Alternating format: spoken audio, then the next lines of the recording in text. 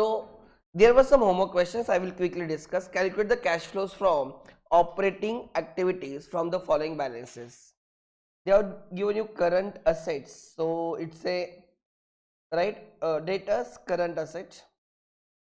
So you can see the current assets, right? Current asset like debtors have decreased. Inflow, outflow. Debtors have decreased. Inflow or outflow? Inflow. Inflow of 10,000. Inflow of rupees 10,000. Bills receivable have increased. Current asset have increased. Inflow, outflow. Outflow of rupees 2,500. Creditors, that is current liability, have decreased 25,000 से 20,000. What it indicates? Outflow. तुमने payment किया है, right? Outflow of rupees 5,000. Check करो एक बार. Outstanding expense, again एक current liability, 800 से 1000 increase हुए करंट लाइबिलिटी. बोलो, करंट लाइबिलिटी हैव इंक्रीज्ड. क्या हो गया? करंट लाइबिलिटी हैव इंक्रीज, मतलब हम पेमेंट नहीं कर रहे. Inflow of how much? Rupees 200. Again bills payable, मतलब करंट लाइबिलिटी 40,000 से 25,000 हुआ है. लाइबिलिटी कम हुई है, मतलब आपने पेमेंट किया होगा. कितने का? आउटफ्लो ऑफ, बोलो मुझे, आउटफ्लो ऑफ रुपीज 15,000. एंड तुम्हारे एक्रूड इनकम, एक्रूड इनकम मतलब इनकम रिसीवेबल, बराबर ना? Current asset have increase. Receivable have increase, मतलब it is not received, so it's like outflow rupees 1,000. They have given you changes in working capital. They have given you changes in current assets and current liability. Operating profit before working capital changes was 1,30,000. So take on calculator. 1,30,000, right? Operating cash flows before working capital changes. Operating cash flows before working capital changes is 1,30,000, right? Plus inflows minus outflows. Inflows में decrease in current asset and increase in current liability. Outflows में increase in current asset and decrease in current liability. कितना answer आ जाएगा? ले लो calculator पे. 1,30,000. हाँ, बोलो मुझे, बराबर है क्या? 1,16,000. 116,700. कैलकुलेटर पे ले लो, मेक इट फास्ट. 1,30,000 से आज मितेश क्यों नहीं रहे? मोहब्बत है? अच्छा, मामा के पास है. मैं डर गया ना, इससे क्या बोल रहे तू? हाँ, अच्छा, ऑपरेटिंग कैश फ्लोज, ठीक है. अरे यस और नो? सो आंसर इज, बोलो मुझे, 1,16,700. अरे यस और no? 1,16,700.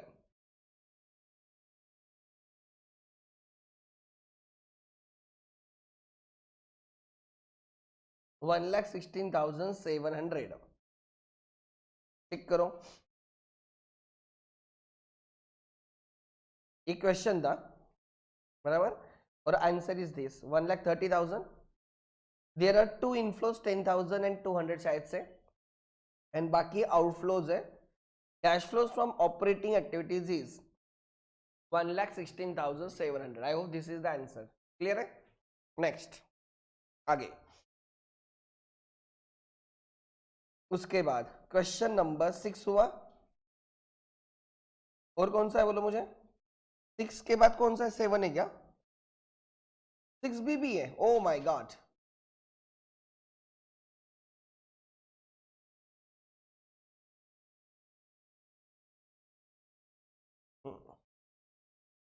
Six B.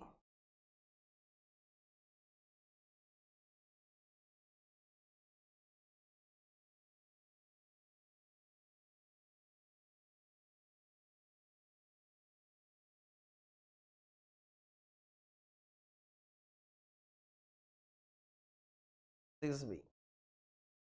Calculate the cash flows from operating activities from the following items.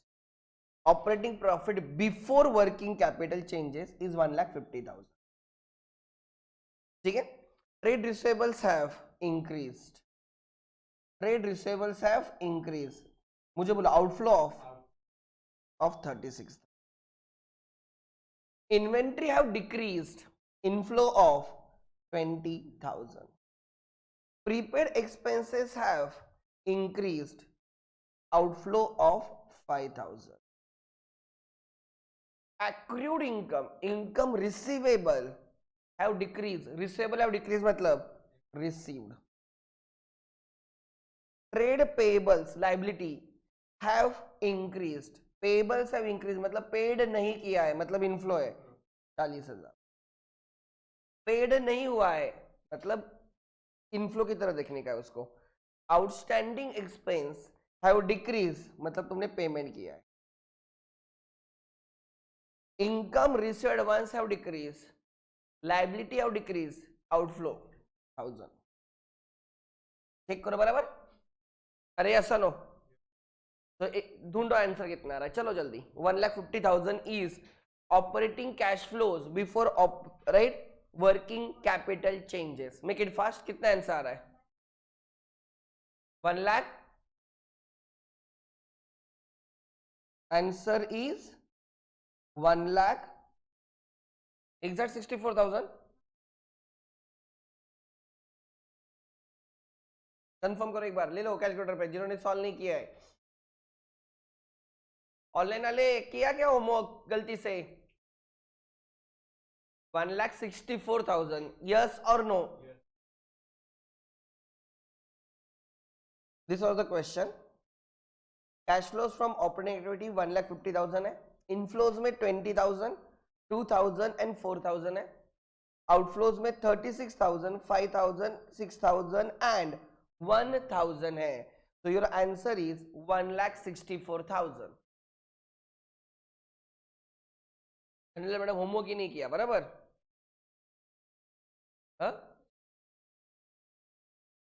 कैसे ऐसे कैसे मैडम? दिस इज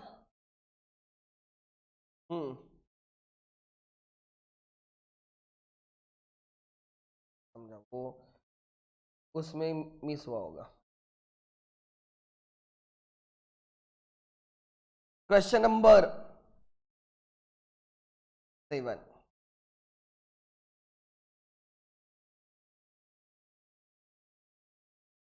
देखते हैं. एवरीवन विद मी, ध्यान देना. Calculate the cash from operating activities from the following items. Profit made during the year. This is profit. अरे हम bottom to top जाते हैं, पता है ना. प्रॉफिट से स्टार्ट करते हैं. Profit made during the year is rupees 2,50,000 after considering the following items. After considering the following मतलब ये आइटम्स या तो प्रॉफिट ढूंढने के लिए ऐड हुए होंगे या माइनस हुए होंगे. प्रॉफिट ढूंढने के लिए जो आइटम्स ऐड हुए होंगे अगर वो नॉन ऑपरेटिंग या नॉन कैश है तो हम उनको माइनस करेंगे. अगर प्रॉफिट ढूंढने के लिए माइनस हुए होंगे non operating and non cash रहेंगे तो हम उसको ऐड करेंगे बराबर. P&L वाले डेबिट वाले ऐड करने पड़ेंगे, P&L क्रेडिट वाले माइनस करने पड़ेंगे if they are non operating in the nature और they are non cash in the nature. Depreciation on fixed asset क्या करोगे मुझे बोलो. ऐड. क्यों ऐड करोगे? It is non cash item. हमें कैश प्रॉफिट चाहिए, कैश ऑपरेटिंग प्रॉफिट चाहिए. कैश प्रॉफिट से काम नहीं चलेगा, ऑपरेटिंग भी चाहिए तो हम नॉन ऑपरेटिंग आइटम्स को निकाल देते हैं. अमोर्टाइजेशन ऑफ गुडविल क्या करना होगा? ऐड. ये डेप्रिसिएशन है, P&L डेबिट हुआ होगा. Loss on sale of machinery. देखो ये दोनों आइटम यहाँ पे ऐड होंगे, बाकी उनका कुछ ऐसे अलग से कुछ कैश फ्लो में इफेक्ट नहीं आएगा. But loss on sale of machinery हम यहाँ पे ऐड करेंगे और इसका जो सेल प्रोसीड्स होगा वो इन्वेस्टिंग एक्टिविटी में क्या करेंगे? Add. I do agree depreciation का use purchase and sale of asset के लिए हो सकता है टू फाइंड आउट कितना परचेस हुआ कितना सेल हुआ, बट वो कैश फ्लो में डायरेक्टली नहीं दिखेगा आपको अलग से कुछ. Loss on sale of, profit on sale of land क्या करना होगा, माइनस, क्या करना होगा, माइनस। मैंने जॉइन डालने पे तुम घर से निकलते हो, कह रहे हाँ, इतना डेली लेट क्यों रे परमा मैडम। आगे next, profit on sale of land minus करेंगे, ऐड हुआ होगा माइनस करेंगे। सेल प्रोसीड्स हम इन्वेस्टिंग एक्टिविटी में कंसीडर करेंगे, बराबर। तो हमें ये होने के बाद हमें मिलेगा ऑपरेटिंग प्रॉफिट बिफोर या operating cash flows before working capital changes. फिर हम वर्किंग कैपिटल चेंजेस मतलब current assets and current liabilities के प्लस माइनस लेंगे। Trade receivables have, trade receivables have 31st March 17, 31st March 18, दिख रहा है क्या? ट्रेड रिसीवेबल्स हैव इंक्रीज मतलब I have not received the money, outflow. Trade payables have decrease means I have paid the money, outflow. Prepaid expenses have decreased मतलब मैंने prepaid नहीं किया है, इनफ्लो। समझा क्या? टेक ऑन कैलकुलेटर, चलो take on calculator. You will start with 2,50,000 profit में, profit for the year 2,50,000, add or minus adjustment for non-cash and non-operating items plus 10,000 plus 5,000 plus 7,000 minus 3,000, ये कितना आएगा? 2 लाख। इसको हम बोलते हैं right operating cash flows before working capital changes. फिर working capital changes कुछ इनफ्लोज कुछ outflow. This is inflow 2,000 and 6,000 outflow, 2,000 add 6,000 minus 2 lakh is operating cash flows। समझ में आ रहा है? they are not going to tax paid, income tax paid नहीं दिया है, तो आंसर कितना अगर आ रहा है तुम्हारा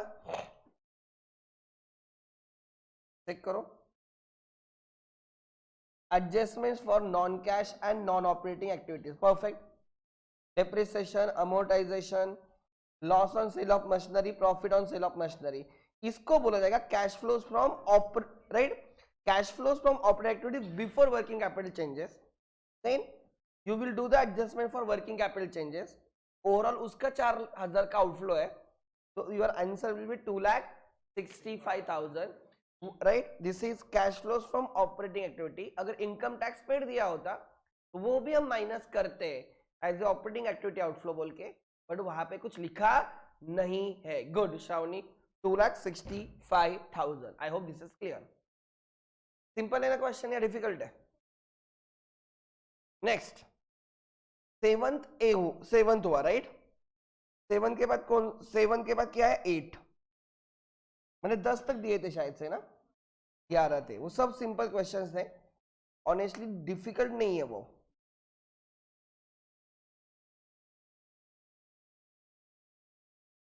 इतना क्या बहुत हो गया। अब इसके बाद हम एक क्वेश्चन डिटेल में लेंगे और फिर हम महाराष्ट्र बोर्ड के क्वेश्चन देखेंगे, तुम्हें समझेगा कि क्या है क्वेश्चन में, मतलब खाली टाइम पास है। देखो तुम में से बहुत लोग सीए कर रहे, आगे जाके तुम लोग है ना इंटर में कैश फ्लो स्टेटमेंट करोगे, तब एटलीस्ट तुम्हें एक बेसिक अंडरस्टैंडिंग होगी कि एग्जैक्टली हम क्या करते हैं। अकाउंट्स में करोगे, फाइनेंशियल मैनेजमेंट में करोगे, तो 2 जगह पे आएगा ये चैप्टर। एक बेसिक अंडरस्टैंडिंग होनी चाहिए। बोलो मुझे यहाँ पे आंसर क्या आया था रे? रुपीज 2,60,000।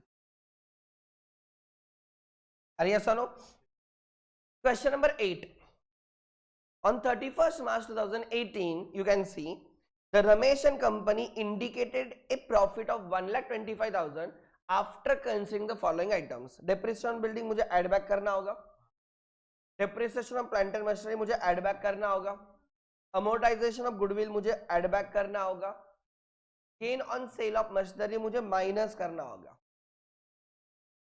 ये होने के बाद मुझे मिलेगा cash flows from operating activity before working capital changes. ये कितना आ रहा है? ले लो कैलकुलेटर पे, कितना आ रहा है? 2,05,000 before working capital changes. Before working capital changes. Do you agree with me?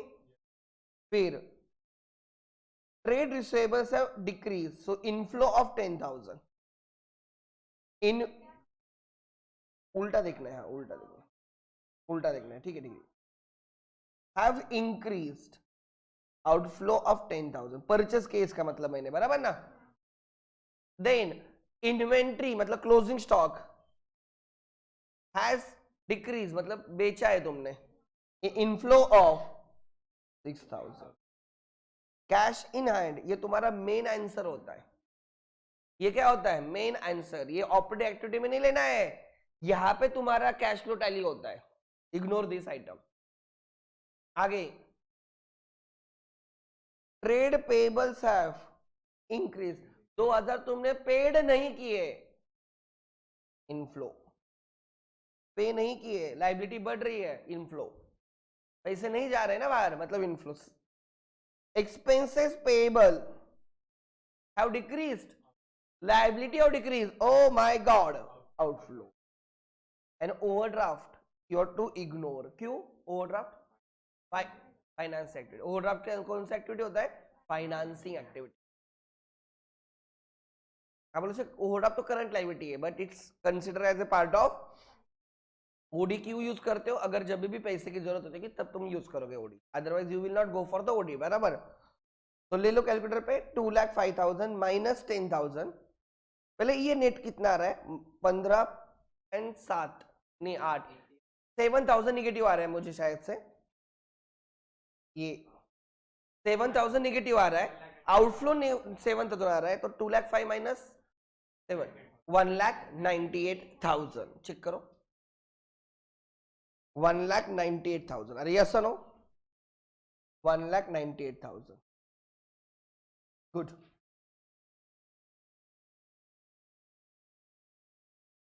Maharashtra में तुम्हें 8 में से 10 देने चाहिए अगर तुमने किया तो. हाँ, क्योंकि वो तुम्हें ये बोलना ही नहीं चाहते, बट फिर भी तुम कर रहे हो, इसलिए. आगे. अरे समझा क्या? ये नहीं समझा? अरे खंडन मैडम, क्वेश्चन अगर तुम देखोगे ना, इधर उन्होंने हिंट भी दी थी. क्या लिखा था? पढ़ो. There will be no entry of cash in hand, because cash in hand पे तुम्हारा आंसर टैली होता है. And decrease in OD is recorded as financing activity, मतलब आउटफ्लो रहेगा. फाइनेंस एक्टिविटी का क्या रहेगा? वो आउटफ्लो. अरे yes no. Now go for question number, बोलो मुझे. 9. जबरदस्त आइडिया मुझे आज मिली है. पहले ही क्वेश्चन कॉपी पेस्ट करके रखने का उधर. उतना टाइम बचेगा मेरा, आगे से वही करूंगा मैं, तुम में से किसी को पकड़ने का. तो ऐसे होता है भाई, एकमेका सहाय्य करो. पता है क्या तुम्हें? वो मराठी में कहते हैं, मोदी जी जिसको बोलते हैं सबका साथ सबका विकास, वैसे ही, खाली वो मराठी में था. यस. अरे यस और नो. और फिर ये वाला क्वेश्चन यहां पे कंटिन्यू हुआ है ना. अब हम कौन सा कर रहे हैं?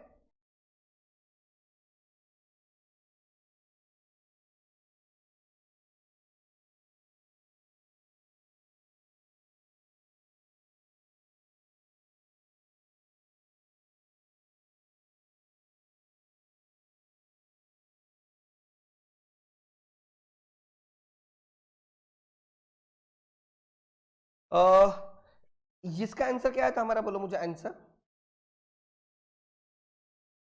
₹1,98,000.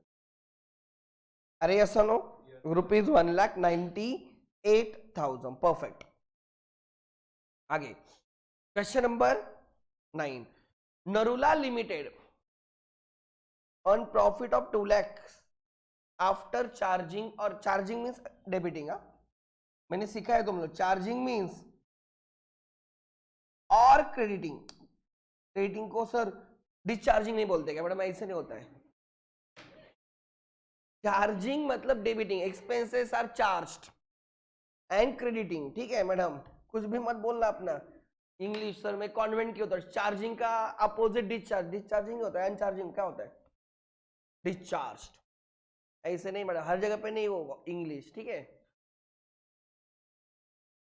तेरा स्कूल कौन सा था 10th तक? हाँ तो मैडम तू इंग्लिश मीडियम की है तो ये ऐसे नहीं कि राइट, चार्जिंग एंड डिस्चार्जिंग। दस्तूर की ना लेक्चर के बाद मुझे मिल, मेरा काम है दस्तूर में। उसमें एडमिशन का कैसे है बच्चों का? मुझे एक मेरा दोस्त पूछ रहा था कल। हाँ हाँ, होता है या कुछ ऐसे उसके पैसे देने पड़ते हैं?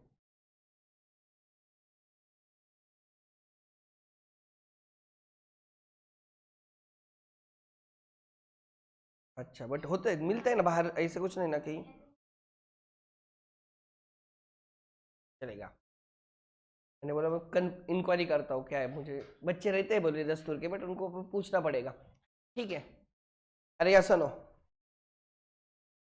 Narula Limited earned a profit of rupees 2 lakhs after charging or crediting the following items. Depreciation add back being non-cash item. बराबर? Loss on sale of furniture minus being not add. Loss है क्या? हाँ loss है तो add करना होगा। Being investing activity inflow रहेगा वो। Amortisation of development cost add. Research and development बाद में कैपिटलाइज होता है, right? Patents, right? Trademarks, trademarks में नहीं, वो पेटेंट्स में आगे जाके क्या होगा? कैपिटलाइज होगा, right? Intangible asset. Research is expense and जब रिसर्च सक्सेसफुल होता है वो डेवलपमेंट होता है। दिस इज डिफरेंस है अकाउंटिंग में, रिसर्च एंड डेवलपमेंट। तुम रिसर्च कर रहे हो, अगर वो सक्सेसफुल हुआ तो तुमने जो एक्सपेंस किया है उसको असेट में दिखाया जाएगा। देखो, there is a capital work in progress. थोड़ा फाउंडेशन के बच्चों को क्लिक होगा मैं क्या बोल रहा हूं। देयर इज ए पीपी, पता है ना, property plant and equipment. AS10 talks about PPE, property, plant and equipment, are those assets which are held for use in the ordinary course of business, which are held, right, for rental to others in the ordinary course of business, or which are held for the administrative purpose in the ordinary course of business. मतलब use or rental or for administrative purpose, and which are intended to be used for more than 12 months. That is the definition given by AS10 for the PPE. AS26 talks about intangible assets. Intangible assets के लिए accounting standard 26 है। AS26 में intangible assets को, जब intangible assets construction phase में, अब construction बोलना गलत रहेगा, टेंजिबल एसेट कंस्ट्रक्शन फेज में हो सकते हैं। बिल्डिंग कंस्ट्रक्शन फेज में हो सकती है, मशीनरी कंस्ट्रक्शन फेज में हो सकती है, उसको बोलते हैं कैपिटल वर्क इन प्रोग्रेस। जब तक वो रेडी फॉर यूज नहीं है, depreciation starts from the date it is ready for use and not put to use. जिस दिन वो रेडी फॉर यूज है वहां से उसका डेप्रिसिएशन स्टार्ट होता है, फ्रॉम दैट डे।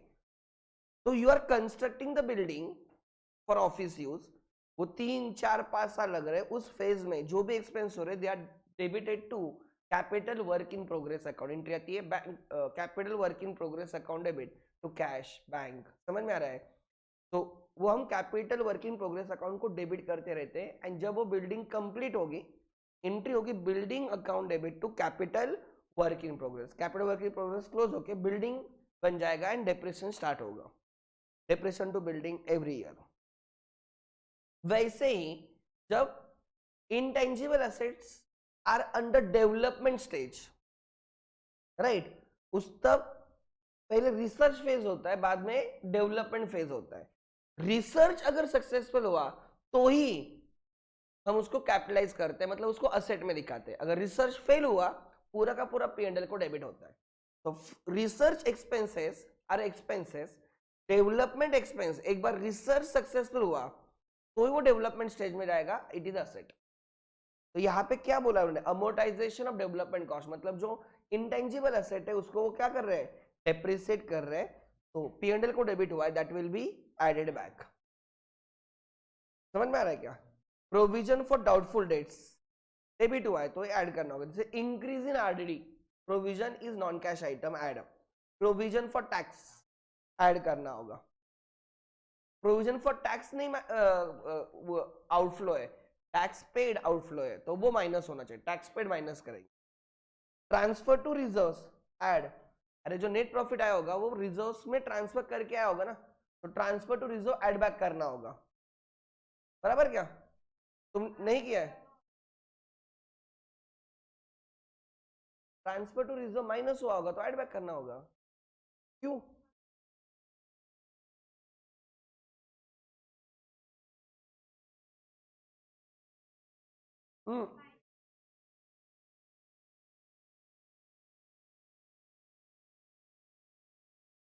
मेरे हिसाब से ट्रांसफर टू रिजर्व ऐड करना चाहिए मेरे हिसाब से। अच्छा, हिंदी के क्वेश्चन में कुछ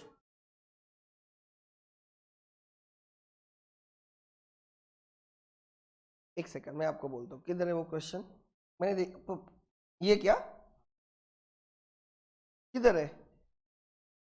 हाँ, it will be assume that provision for taxation made during the year equals to payment, ठीक है ना, नो इश्यूज, चलेगा।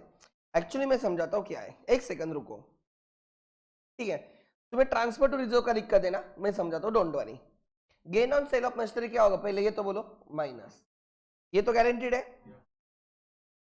ध्यान देना, जिनको नहीं पता उनके लिए मैं बात कर रहा हूँ, यहाँ पे किसको भी नहीं पता है, so just understand this is what,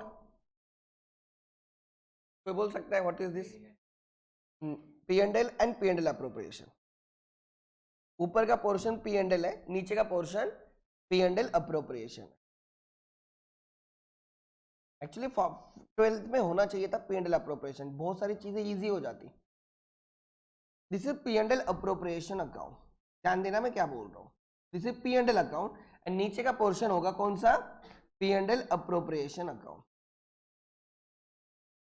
it's not a big deal, एकदम सिंपल है कंसेप्ट है।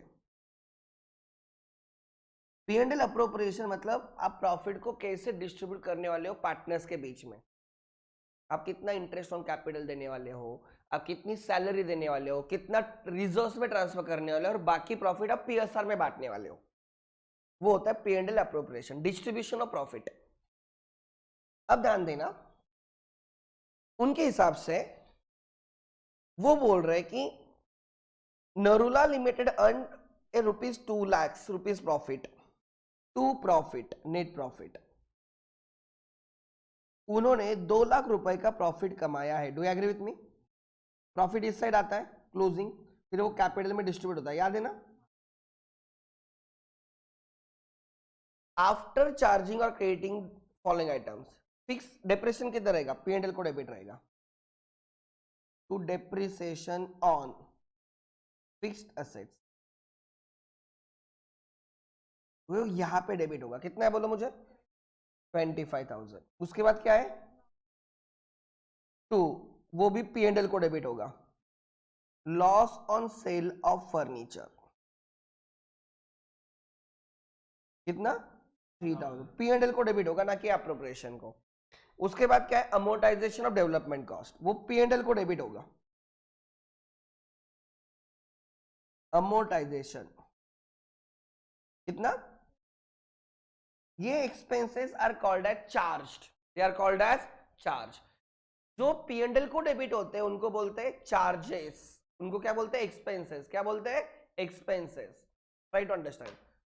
मतलब प्रॉफिट हो या लॉस हो वो हमें 100% प्रोवाइड करने होते, हमें इसे नहीं बोल सकते कि लॉस हो रहा है इसलिए हम डिप्रेशन नहीं देंगे, लॉस हो रहा है इसलिए हम इंटरेस्ट नहीं देंगे, लॉस हो रहा है इसलिए सैलरी नहीं देंगे, you have to provide them 100%, जितना है उतना देना पड़ेगा, उसके बाद एक्चुअली पता चलता है कि प्रॉफिट हुआ या loss.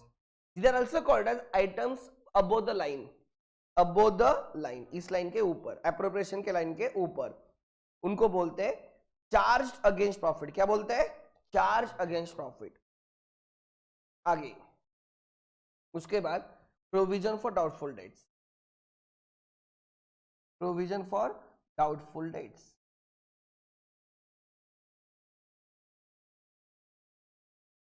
Provision for doubtful debt देखते हैं।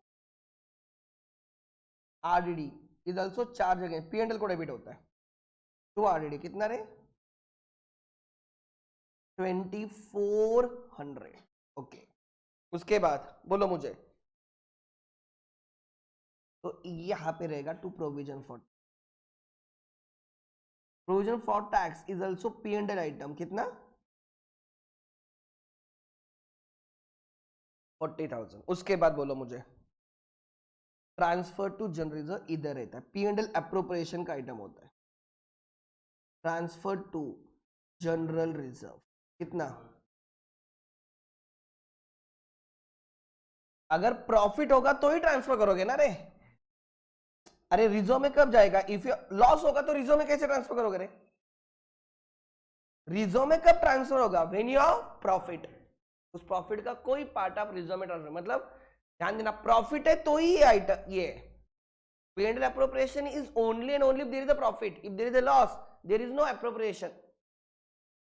So your transfer to reserve is actually the P&L appropriation item and not the P&L item. तुम 12th में वो P&L को डेबिट करते हो बिकॉज आप एप्रोप्रिएशन अकाउंट नहीं बनाते, बट रियलिटी में वो P&L को डेबिट नहीं किया जाता, वो नीचे P&L एप्रोप्रिएशन में डेबिट किया जाता है। कितना है वो 20,000। This 2 lakhs is even after that 20,000। आगे उसके बाद बोलो, हाँ वो किधर रहेगा, P&L को क्रेडिट रहेगा। Gain on sale of machinery 9,000। यहां पे रहेगा to profit after tax. Provision for tax के बाद क्या रहेगा, profit after tax. Do you agree with me. Appropriate P&L अब जब प्रोविजन फॉर टैक्स माइनस करोगे तो तुम्हें पैट मिलेगा ना। अरे यस और नो। अब देखो ये 2 lakhs इज आफ्टर एप्रोप्रिएशन, यहां पे आ गया by net profit right after tax. कितना आ गया 2,20,000। कितना आ जाएगा 2,20,000। समझा क्या, 2 lakhs plus 20,000 इज दिस। ये आ गया पैट इधर 2,20,000। मतलब हमारा प्रॉफिट आफ्टर टैक्स 2,20,000 था, उसमें से 20,000 हमने रिजर्व्स में ट्रांसफर किया, इसलिए अब हमारे पास नेट प्रॉफिट कितना बाकी है बोलो मुझे 2 lakhs। समझा क्या, दिस इज। तो हमें मैंने बोला था प्रॉफिट बिफोर टैक्स से स्टार्ट करना होता है बराबर। What is profit before tax 2,20,000 plus 40,000। Your answer will start with profit before tax which is 2 lakh। इसलिए तुम्हारा आंसर जब स्टार्ट होगा वो स्टार्ट होगा profit before tax which is equal to 2,60,000। How you got that 2,60,000। For that sake आपने जो तुम्हारा net profit है उसमें तुमने ट्रांसफर टू प्रोविजन ऐड किया, फिर तुमने ऐड बैक किया तुम्हारा व्हाट प्रोविजन फॉर टैक्स। ठीक है, अरे यस और no. Add some items to be added, some items to be deducted. ये सब चीजों को तुम्हें ऐड करना होगा अब, और इन आइटम्स को तुम्हें माइनस करना होगा। ये ऐड करने होंगे, ये माइनस। ले लो कैलकुलेटर पे 2,60,000 plus 2,400 plus 8,000 plus 3,000 plus 25,000 minus 9,000। ये कितना आ गया, ये कितना आ गया 2,60,000 ना रे। This is profit before tax 2,60,000 plus 2,400 plus 8,000 plus 3,000 plus 25,000 minus 9,000। कोई मुझे बोलेगा, this is called as before working capital changes operating cash flows.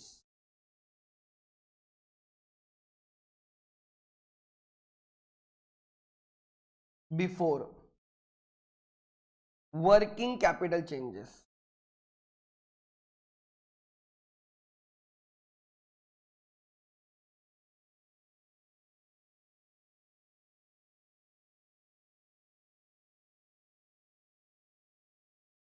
Operating cash flows before working capital changes. क्या?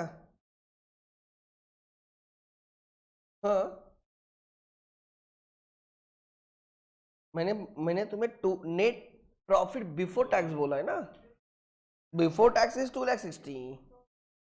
अरे प्रोविजन वैसे भी तुम ऐड करोगे ना, तो actually you start with PBT and not PAT. आप ऐसे पैट फिर ऐड बैक, ये वर्किंग नोट में आएगा 2,60,000। देन वर्किंग कैपिटल चेंजेस बोलो। Trade receivables have increase, outflow of 10,000. Trade payables have also increased, inflow of 19,000. Trade expenses, outstanding expense have decreased, outflow of 4,000. And prepaid expenses have increased, outflow of 2,000. ये net कितना आ गया? 16 minus हो गया, 3,000 inflow होगा।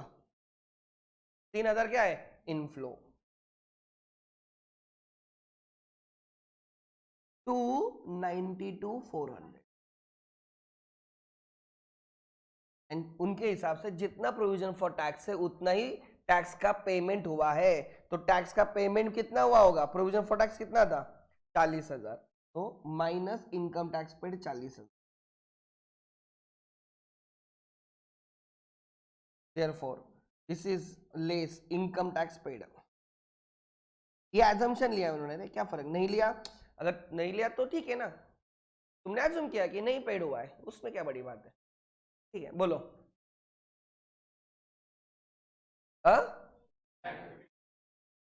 Good.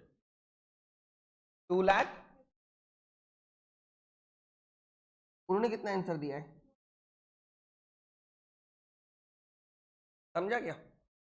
तो तुम लोग क्या बोल रहे थे? तुम कुछ करना पड़ा जुगाड़ कुछ तो। हम्म।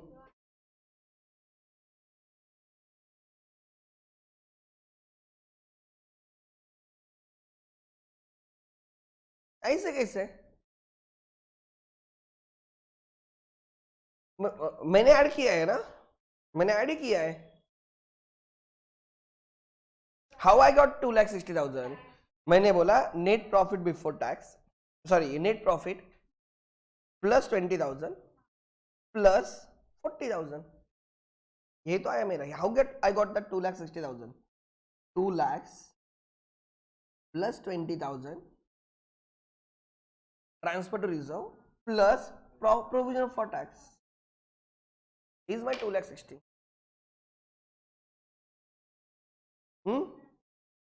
तुम्हें माइनस क्यों करना पड़ा? मैं वही, मुझे वही नहीं समझा तुम लोग। क्या? अच्छा, इनकम टैक्स। हाँ वही, ठीक है फिर, ठीक है ठीक है। दूसरा आंसर क्या हो सकता है? 2,90,400 assuming no tax has been paid.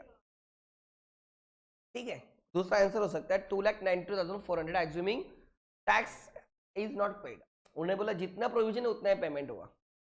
ठीक है, अरे ऐसा नो, समझा क्या? हाँ हाँ, ऑब्वियसली एजम्पशन तुम्हें क्या पता, उन्होंने एज्यूम किया है ना, मैंने भी थोड़ा देखा था। उन्होंने लिखा है it is assume that provision for tax has been paid during the year equals to the payment of tax. Assumption है। One answer is this, another answer is 2,92,400 something. वो 40,000 माइनस करने के पहले का जो आंसर था वो 2,92,400। क्लियर है? This is also correct answer. This is also correct answer. Answer will change according to your assumption. Clear है? कौन सा हुआ? 9th हुआ। Now the 10th.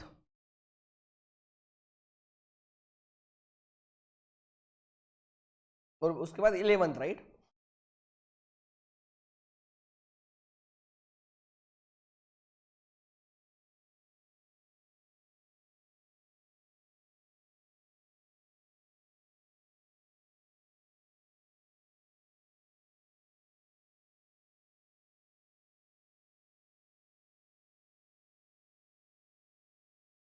Z Limited made a profit of 20 lakhs after charging depreciation of 1,50,000, writing of preliminary expense of 10,000 and loss on sale of asset 30,000.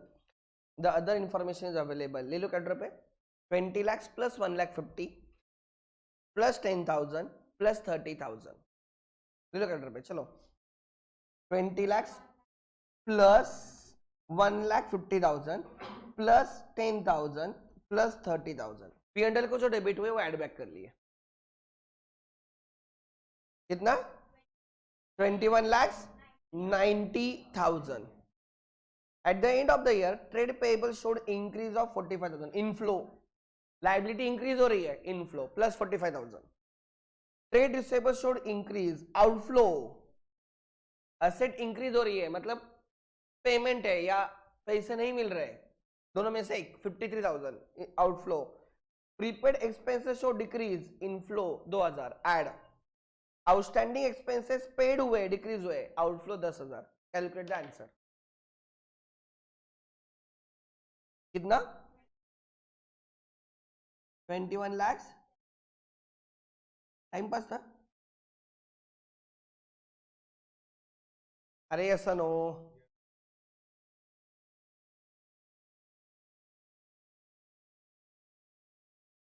Okay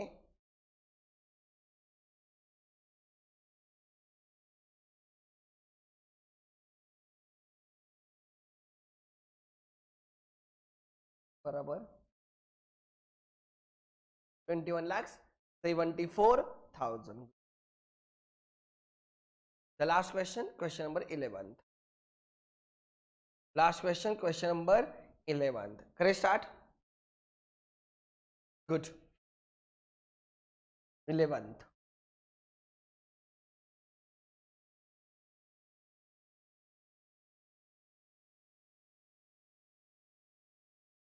question number 11. मैं वही बोलता हूँ difficult नहीं है, कंसेप्ट क्वेश्चन है यार. Concept समझ में आ गया ना भाई, तुम कितने भी क्वेश्चन कर सकते हो, वो फिर टाइम पास बन जाते हैं चीजें.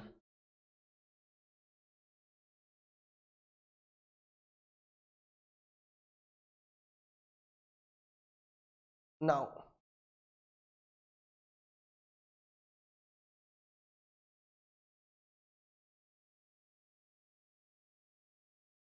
Question number 11, the last question of the homework. सब क्वेश्चन ऑपरेटिंग एक्टिविटी के थे बिकॉज मैंने वही सिखाया था तुम लोगों को. मैंने कुछ तो हिंट भी दी है शायद से. क्या हिंट? कैश इन हैंड को मत लेना लिखा है क्या? ठीक है ना, वो आंसर रहता है इसलिए नहीं लेना है. Let's see. O my God, क्या हुआ madam? 31st March 17, 31st March 18, profit and loss 60,000 से 65,000 हुआ है. What it means? Profit for the year is 5,000. Last year P&L में 60,000 बैलेंस था, इस ईयर के एंड में 65,000 बैलेंस है. मतलब इस ईयर में कितने का प्रॉफिट बन गया? That is profit for year. Profit for current year is ₹5. So you have to start with 5,000 and not 65,000. समझा क्या? Trade receivables have increased, outflow of 4,000. General reserve, oh my god, madam, general reserve has increased by how much? 35. एक मिनट. That is transfer to general reserve कितना हो गया साल भर में इन करंट ईयर? कितना? 35. Oh my God. ध्यान देना, ये आ गया मैडम तुम्हारा P&L अप्रोप्रिएशन. ये आ गया प्रॉफिट एंड लॉस अप्रोप्रिएशन. ध्यान देना क्या बोल रहा हूं. P&L अप्रोप्रिएशन में ऑब्वियसली ये जो P&L अकाउंट होता है ना बैलेंस शीट में, बैलेंस शीट के लायबिलिटी में रिजर्व्स एंड सरप्लस में जो P&L अकाउंट होता है वो P&L अप्रोप्रिएशन होता है. एडमिशन, रिटायरमेंट, डेथ, ये जो चैप्टर्स थे उसमें P&L होता था. Which you used to distribute between old partners in old ratio, वो P&L नहीं था, वो P&L अप्रोप्रिएशन अकाउंट. लिखते नहीं थे बट वो P&L अप्रोप्रिएशन ये समझ में आना चाहिए. So that is a P&L appropriation. तो बैलेंस शीट में जो P&L है वो P&L appropriation. लाइबिलिटी साइड पे होता है वो क्रेडिट बैलेंस है. तो by opening balance brought down, कितना बैलेंस था बोलो मुझे? 60. अरे ऐसा नो टू क्लोजिंग बैलेंस जो लाइबिलिटी में दिखेगा कैरीड डाउन कितना है? 35. लास्ट ईयर के बिगिनिंग में इस ईयर के बिगिनिंग में P&L में 60,000 बैलेंस था और इस ईयर के एंड में P&L में 65,000 बैलेंस है. इसके बीच में क्या हुआ होगा? इसके बीच में तुमने रिजर्व्स में ट्रांसफर किया होगा. To transfer to general reserve हो सकता है, अगर है तो होगा. Transfer to general reserve. ध्यान देना इस ईयर में क्या हो सकता है, साल भर में तुमने प्रॉफिट कमाया होगा by profit for current year, profit after tax for current year. ये तुम्हें P&L से आया होगा. किधर से आया होगा? P&L से. किधर से आया होगा? P&L. 60,000 का प्रॉफिट हुआ करता था प्लस इस ईयर में कुछ प्रॉफिट बना, ये टोटल प्रॉफिट हो जाएगा. उस प्रॉफिट में से कुछ प्रॉफिट तुमने रिजर्व्स में ट्रांसफर किया. कुछ प्रॉफिट किधर गया? रिजर्व्स में. और फिर बाकी प्रॉफिट बिजनेस में. तो देखते रिजर्व्स में कितना गया. रिजर्व्स में गया कितना? रिजर्व्स थे पहले 2,02,000 के, ईयर के एंड में कितने? 2,37,000. मतलब तुमने रिजर्व्स में कितने ट्रांसफर किए? 35,000.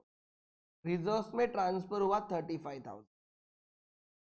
साल भर में तुमने जितने प्रॉफिट कमाए थे उस प्रॉफिट में से 35,000 के प्रॉफिट तुमने किधर ट्रांसफर किए? जनरल रिजर्व में. वो 35,000 के प्रॉफिट ट्रांसफर होने के बाद तुम्हारे पास कितने प्रॉफिट बाकी है? 65,000 अभी भी P&L में. तो डेबिट टोटल कितनी है? 91 लाख. तो इस ईयर में तुम्हारा एक्चुअल प्रॉफिट कितना हुआ? Profit for current year is 40,000. 60,000 का प्रॉफिट था P&L में. इस ईयर में 40 लाख का प्रॉफिट हुआ, टोटल हो गया 1 लाख का प्रॉफिट. उस 1 लाख के प्रॉफिट में से 35,000 का प्रॉफिट तुमने किस में ट्रांसफर किया? जनरल रिजर्व में ट्रांसफर किया. इसलिए अभी भी प्रॉफिट एंड लॉस अकाउंट में कितना बैलेंस है? 65. You will start with not, तो यहां पे आ गया तुम्हारा P&L में, P&L के डेबिट पे आ जाएगा, P&L के डेबिट पे आ जाएगा, प्रॉफिट इधर आ जाएगा. ध्यान देना कैसे लिंकिंग है समझ में आनी चाहिए. इधर आ जाएगा to PAT, profit after tax कितना रे? 40,000. समझा क्या? 40,000. फिर यहां पर आएगा टू प्रोविजन फॉर टैक्स, जो भी रहेगा. फिर आ जाएगा टू डेप्रिसिएशन वगैरह. अरे समझा क्या? Depreciation, loss. यहां पे आ जाएगा बाय, राइट. यहां पे आ जाएगा बाय प्रॉफिट वगैरह, profit on sale of asset, investment, etcetera etcetera. समझा क्या? आपको कहां से स्टार्ट करना होता है? आपको स्टार्ट करना होता है पीबीटी से. कितने किससे? तो how you calculate PBT? Text book में लिखते हैं पीबीटी कैसे कैलकुलेट किया जाता है, बोलते हैं प्रॉफिट, राइट. कैसे कैलकुलेट, वो किससे स्टार्ट होगा? 40,000 plus provision for tax. I think provision for tax कुछ नहीं है, तो तुम्हारा आंसर 40 से स्टार्ट होगा. How will you calculate? You will prepare this working note. आप बोलोगे डायरेक्टली प्रॉफिट बिफोर टैक्स कितना आ जाएगा तुम्हारा? 40.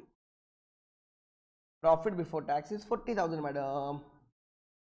दोनों मिला के कैसा है वो 40,000? समझा क्या तुम्हें? अरे यस और no? And this will be your working note. ये रहेगी तुम्हारी वर्किंग नोट, ये रहेगी तुम्हारी वर्किंग नोट. वो क्या बोलेंगे, कैसे बनाते पता है क्या? Change in the profit loss balance 65,000. Change in the general reserve 35,000. 5,000 plus 35,000 वो बोलेंगे 70,000। वो क्यों चेंज ले रहे हो उसका एक्सप्लेनेशन दिस अकाउंट। समझ में आ रहा है क्या? P&L 60 का प्रॉफिट था और 40 का प्रॉफिट हुआ, 1 लाख का ओवरऑल प्रॉफिट है, उसमें से 35,000 गए किसमें? रिजर्व्स में ट्रांसफर किए, तो इसलिए अभी कितना बैलेंस दिख रहा है? 65,000। ये लायबिलिटी में दिखेगा, ओपनिंग लायबिलिटी में, ये दिखेगा क्लोजिंग लायबिलिटी में। रिजर्व्स ओपनिंग के लायबिलिटी में 2,02,000 था, क्लोजिंग के लायबिलिटी में 2,37,000। तो रिजर्व्स में क्यों ट्रांसफर करते हैं? बिकॉज अगर तो ये जो 65,000 बाकी है ना, ये पूरा का पूरा तुम डिविडेंड बोल के दे सकते हो, बट ध्यान देना रिजर्व्स में कितना बाकी है ईयर के एंड में, P&L में कितना बैलेंस है ईयर के एंड में? 65 ना, 65 पूरा का पूरा डिविडेंड देना पड़ सकता है अगर शेयर होल्डर फोर्स कर सकते हैं, बट जनरल रिजर्व तो लिमिटेशन होता है डिविडेंड देने के लिए। You can not give the entire general reserve as a dividend, इसके लिए रूल्स अलग लगते हैं। इसलिए कंपनी क्या करती है या बिजनेसेस क्या करते हैं, प्रॉफिट है ना रिजर्व्स में ट्रांसफर करके रखते हैं, तो अपने आप उस पर लिमिटेशन लग जाता है डिविडेंड देने के लिए। तो तुम पूरा का पूरा डिविडेंड नहीं देते, तो you try to retain the profits in the business, this is reinvestment of profits in the business.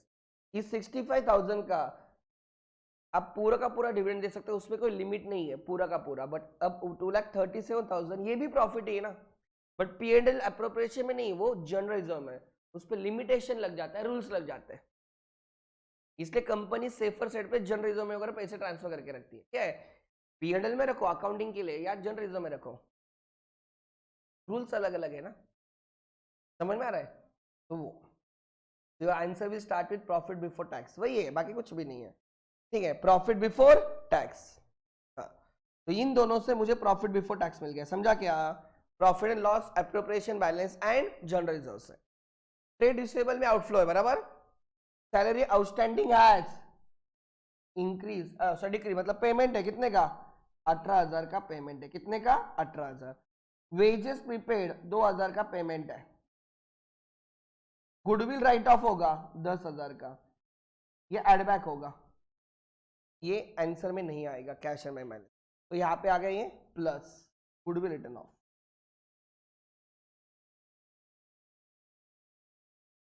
तो गुडविल रिटर्न ऑफ कितना रहे? 10,000 ना, अरे ऐसा नो, तो दिस विल बी 40,000, इसको बोलते हैं operating cash flows before working capital changes.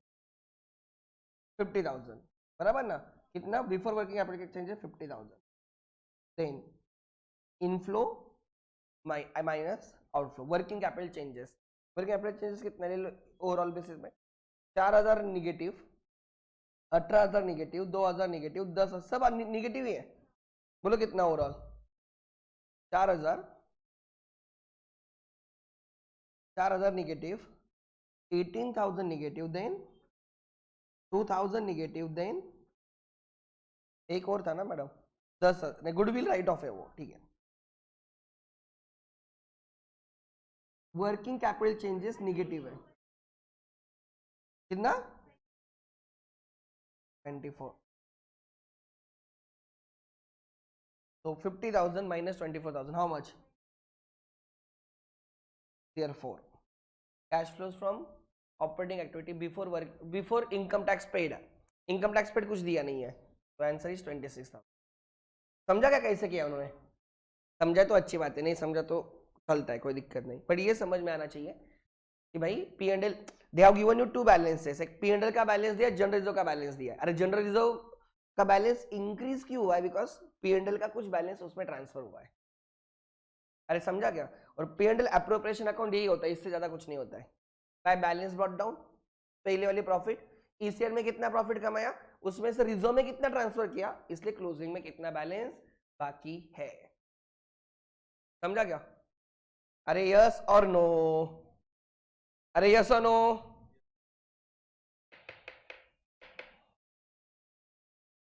एक मिनट तुम्हारे टेक्स्ट बुक में आ जाओ, कल हम चैप्टर खत्म कर देंगे obviously, tomorrow will be the last lecture of cash flow statement.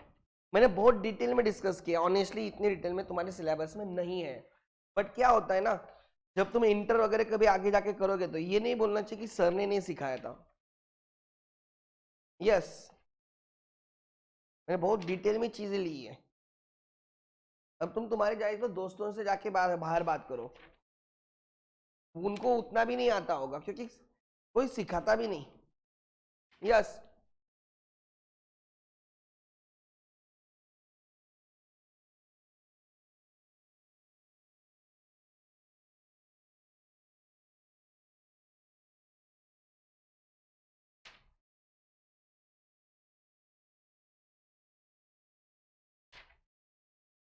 Cash flow के कौन से क्वेश्चन है रे, दिख रहा है क्या तुम्हें? 200 एंड 360 पेज पे वो दो इलस्ट्रेशन है, वही ना? नीट आगे कौन से है? प्रैक्टिकल में एक भी नहीं? हाँ, 9th एंड 10th, ओके, कोई दिक्कत नहीं, बहुत अच्छा बात। मतलब 4 क्वेश्चन है।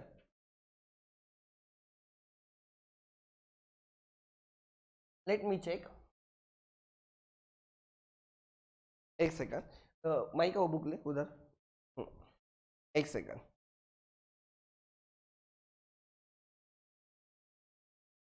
अगर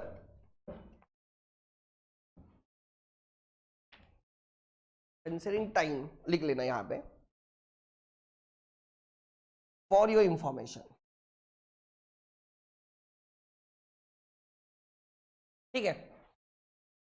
extract of T and L,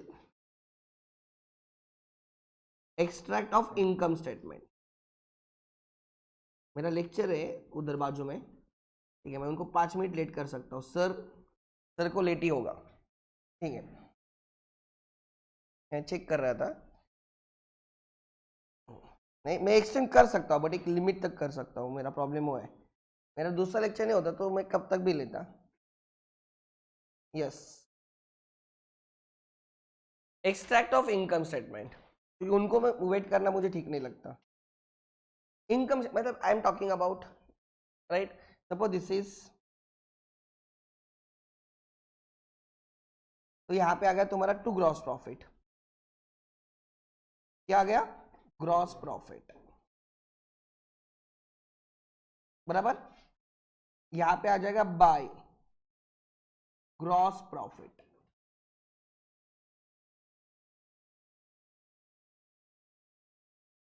right? अरे ऐसा नो, यहाँ पे आ गया ग्रॉस प्रॉफिट। नेक्स्ट, फिर यहाँ पे आता है बाय इंटरेस्ट और डिविडेंड रिसीव्ड, चलेगा?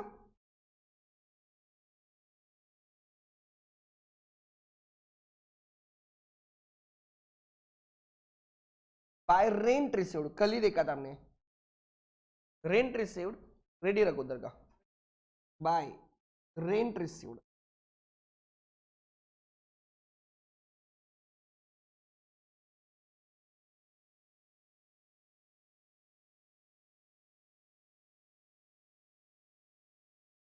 Bye rent received, rent received is investment activity inflow, by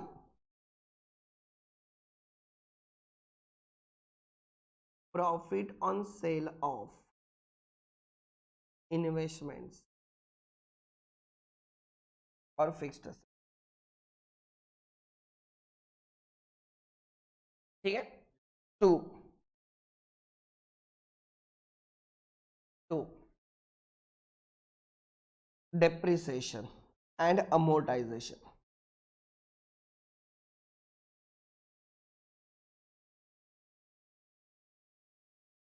two interest और interest paid.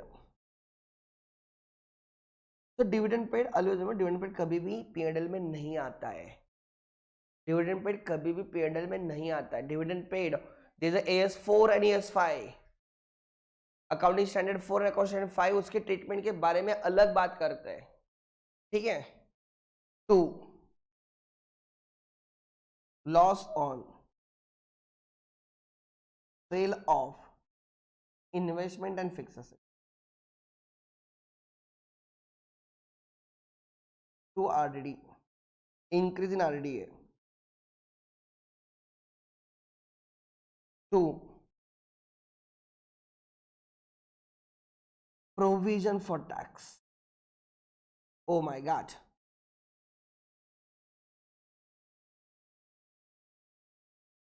2 profit after tax, PAT.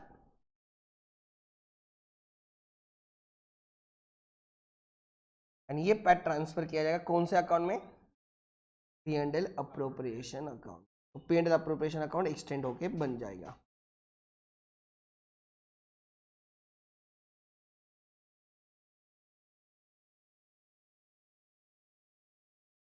This is reality.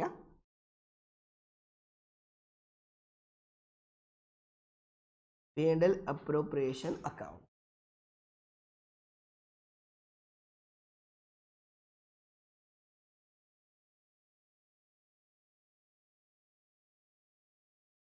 यहां पे आएगा बाय, बैलेंस ब्रॉट डाउन. ये प्रॉफिट एंड लॉस अकाउंट में जो balance था last year, वो क्या पूरा का पूरा प्रॉफिट थोड़ी दोगे, कुछ बिजनेस में रखोगे ना. This is opening balance. Balance sheet में जो P&L होता है ना, आगे से याद रखना, it is a P&L appropriation account. By PAT profit after tax. ये प्रॉफिट आ गया तो उसकी वजह से ओवरऑल प्रॉफिट क्या हो गया? इंक्रीज हो गया.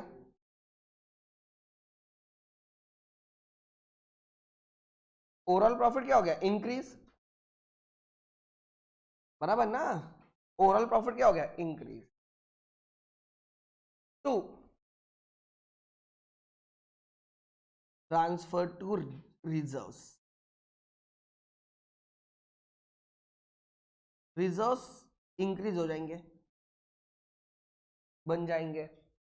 नहीं है तो बन जाएंगे, एग्जिस्टिंग है तो इंक्रीज होंगे. एंड फिर बचेगा 2 बैलेंस कैरिड.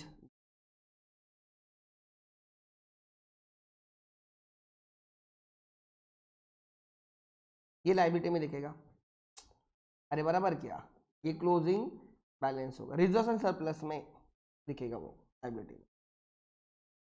इसको तुम रिटेन प्रॉफिट भी बोलते हो.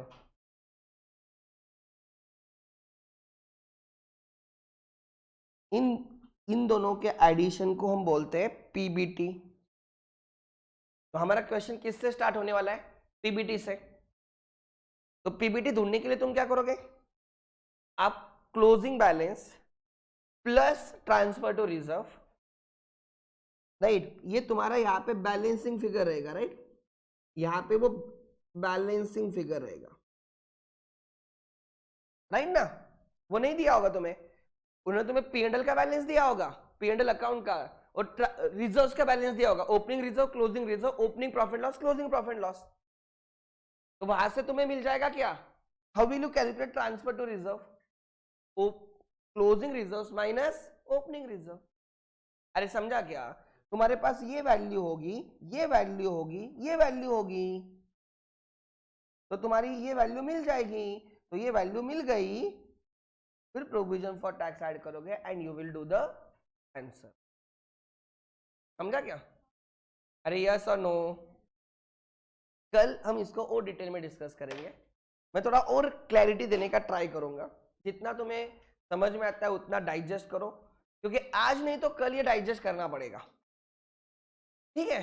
एंड इट्स बेटर कि अभी चीजें समझे तो और बेटर रहेगा. Thank you. Take a break of 15 एक मिनट. ठीक है? यस.